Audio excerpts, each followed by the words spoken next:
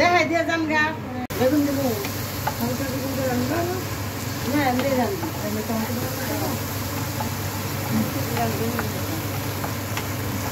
ধনিয়ার গুঁড়োতে পানি দাও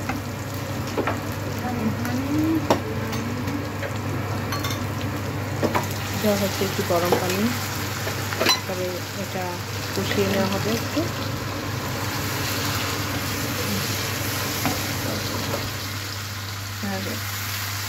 সামান্য পরিমাণ হলুদ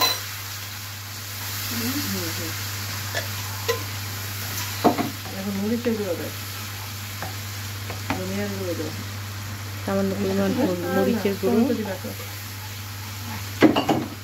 সবকিছুই কিন্তু একটু ভেজে ভেজে নেওয়া হচ্ছে ধনিয়ার গুঁড়ো দেওয়া হলো হাফ চা চামচ তারপর একটু টমেটো কাটা ছোট্ট একটা টমেটো কেটে তো ওটার সাথে কষিয়ে নেওয়া হচ্ছে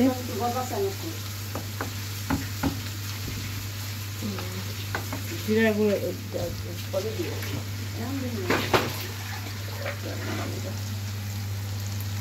আবার একটু পানি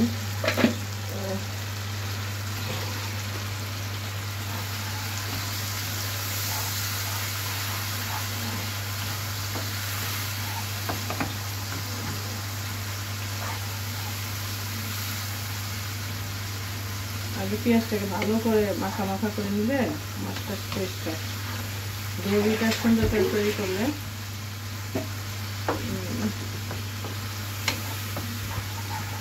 বুঝেছো না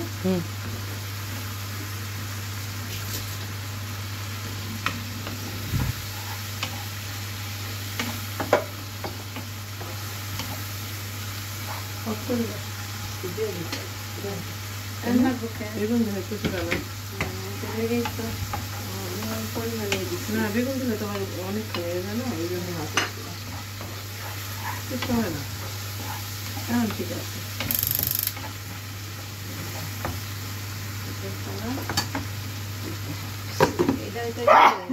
অল্প মশলায় কিভাবে মজার পাবদা মাছের ঝোল রান্না করা যায় সেটা কিন্তু আপনারা একবার ট্রাই করে দেখবেন খুবই মজা আর মাছের সাথে আপনাদের পরিচয় করে দেওয়া হলো না এটা হচ্ছে পাবদা মাছ এখানে 4টা বড় পাবদা মাছ আছে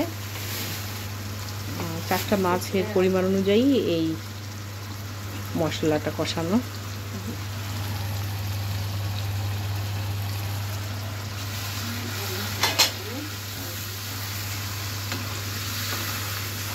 আর একটু গরম পানি দিয়ে এটাকে আর একটু কষানো হচ্ছে পেঁয়াজটা তো একটু কষাতে কষাতে গলাতে হবে একটু গলে গেলে পরে তাহলে তরকারিটা খুব সুন্দর হবে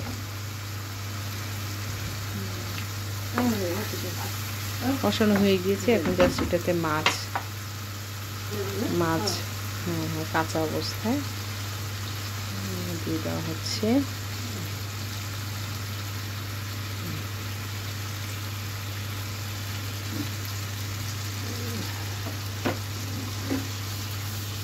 পাবদা মাছ এমনিতে অনেক সফট মাছ তাই একটু খুব সাবধানে এটাকে নাড়াচাড়া করতে হবে আর এটা হচ্ছে নদীর পাবদা একদম পদ্মা নদীর মাছ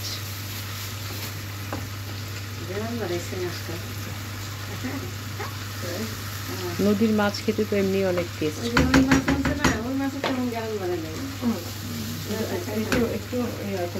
দেখতে অনেক সুন্দর লাগছে তরকারিটা কষানোর জন্য ঢাকনা দিয়ে ঢেকে দেওয়া হবে যাতে করে খুব ভালোভাবে কষানো হয় এখন পানি দিব না পানি আরো পরে দিতে হবে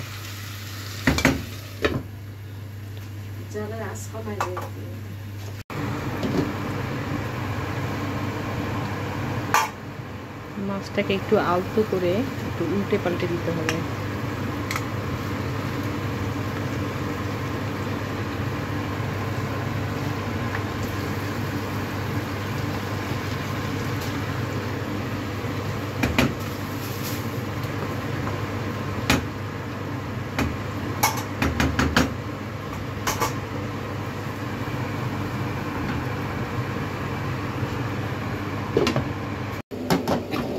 মাছটা কষানো হয়ে গিয়েছে। এখন দেখতেই পাচ্ছেন কতটা যত্ন সহকারে রান্না করা হচ্ছে, মাছ যাতে ভেজে না যায়। এখন দেওয়া হবে পানি। আগে বলেছি পাবদা মাছের ঝোল তরকারি ভীষণ মজা, ভীষণই টেস্টি।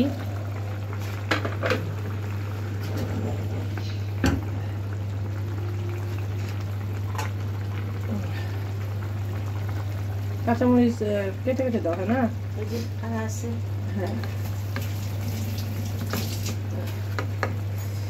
একদম হাফ করে করে দাও। একবারে ফাড়া আছে। মুখ খুলে দিছো? এতগুলো দাদা মুখ খুলে দিলে তো এই যে দিছি তো। আরো আছে। হ্যাঁ, মুখটা খুলে দাও কেটে, হ্যাঁ জাল বেরোবে তো? কেটে কাটা কাঁচামরিচ দিয়ে দিতে হবে। ওকে, তারপরে রান্না হয়ে গেলে পরে ধনে পাতা, একটু জিরা গুঁড়ো দিব এটা এখন।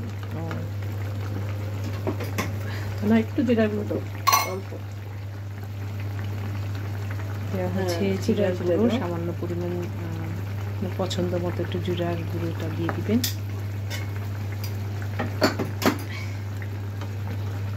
রান্নাটা এখনো কমপ্লিট হয়নি মনে হয়, আর একটু ঢাকনা দিয়ে ঢেকে দিবে। আস্তে আস্তে হবে। হ্যাঁ, আস্তে আস্তে রান্না হবে এটা সিদ্ধ হয়ে। তারপর আর সব ধনে শেষে পাতা দিয়ে দিব। তারপর সব শেষে ধনে পাতা দিয়ে দিব। 5 মিনিটের মতো নাড়াচাড়া এটা করার রান্না, দরকার নেই। না না রান্না অ্যাডজাস্টমেন্টটা অন করে দিই।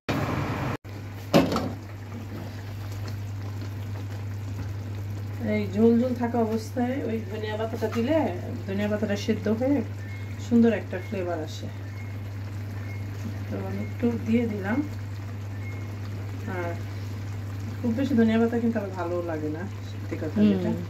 এখন মাছটা যেহেতু হয়ে গেছে একটু জালটা বাড়িয়ে দিলাম। আর লবণটা এখনো চাকা হয়নি আমার, একটু লবণটা চেখে দেখি কি অবস্থা।